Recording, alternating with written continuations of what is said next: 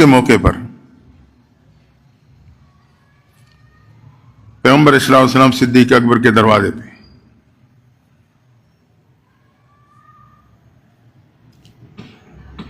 صدیق اکبر سفر پہ آپ کی خدمت میں جانے سے پہلے گھر کے افراد کو ذمہ داریاں تقسیم کر دی.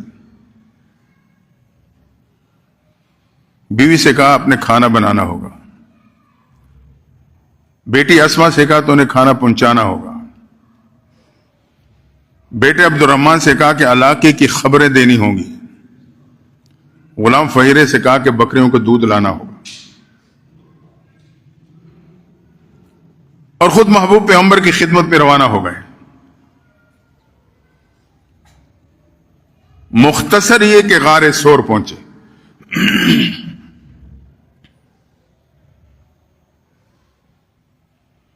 آپ کی بیٹی اسما ایک دن کھانا لائی. جب دوسرے دن آئی تو بیٹی کے چہرے پہ اداسی اور پریشانی کے آثار تھے. نبی نے دیکھا تو بھاپ دیا، کہا بیٹی پریشان اور اداس لگتی ہو، کیا بات ہے؟ حضرت اسما کی آنکھوں میں آنسو آ گئے. کہا اللہ کے نبی صلی اللہ علیہ وسلم جب کل میں کھانا دے کے واپس لوٹی تو ابو جہل نے مجھے کسی طرح دیکھ لیا، میرا راستہ روکا، پوچھنے لگا بتاؤ تیرے والد اور ان کے پیغمبر کہاں ہیں؟ میں نے بتانے سے انکار کر دیا. اصرار کرتا رہا، انکار کرتے رہی، دھمکی پہ اتر آئے، انکار کر دیا، حتیٰ کہ اس نے ایک زوردار تھپڑ رسید کیا. میں نیچے گری، میرا چہرہ پتھر سے ٹکرایا. اس نے بالوں سے پکڑ کے گھسیٹ کے کھڑا کر کے کہنے لگا بتا وہ کس مقام پر ہیں؟ تو میں نے کہا ابو جہل یاد رکھنا اپنی جان تو تیرے حوالے کر سکتی ہوں مگر محبوب پیغمبر کو تیرے حوالے نہیں کر سکتی.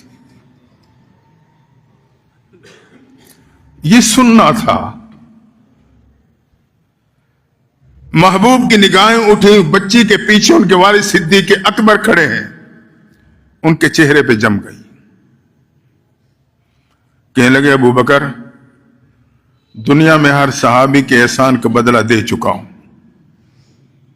مگر تیرے احسانات کا بدلہ کل قیامت کے دن اللہ خود اپنے خزانوں سے عطا فرمائے گا.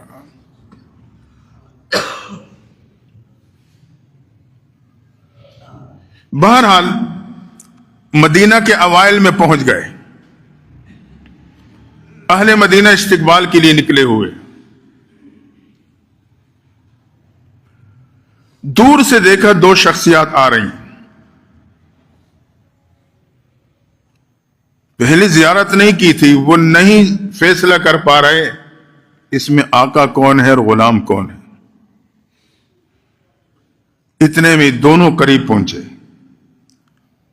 اہل مدینہ نے اپنے طور پہ غور و خوض کرنے کے بعد اللہ کے شان حضرت صدیق اکبر سے مصافحہ کرنے کے لیے ہاتھ بڑھا دیے. سمجھیے آقا ہے. صدیق اکبر نے سوچا کہ محبوب کو سفر کی تھکاوٹ ہے تو مصافحے کی تھکاوٹ سے بچا لوں، خود مصافحہ لینا شروع کر دیا. مصافحہ مکمل ہوا، محبوب پیغمبر آگے چلے، ایک مقام پہ جا کے استراحت کے لیے لیٹے. جب کچھ دیر بعد سورج کی کرنوں نے محبوب پیغمبر کے رخسار مبارک کا بوسہ لینا شروع کیا. اہل مدینہ چاروں طرف کھڑے منظر دیکھ رہے ہیں. صدیق اکبر اٹھے، اپنی چادر کھولی اور سائے کر کے کھڑے ہو گئے. اس وقت مدینہ والوں کو پتا چلا آقا کون ہے اور غلام کون ہے. ظاہری مشابہت اتنی کامل تھی کہ نقل اصل کا روپ دھار چکی تھی. یہ صحابہ کی زندگی تھی، صحابہ کے یہ جذبات تھے، نبی کے ساتھ محبت اور نبی کی اتباع میں.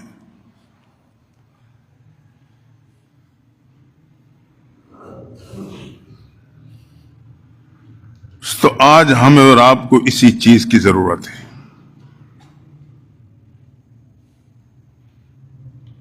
ہم دعوے تو ضرور رکھتے ہیں کہ نبی کی پیروی کے لیے آج کا امتی تیار نہیں.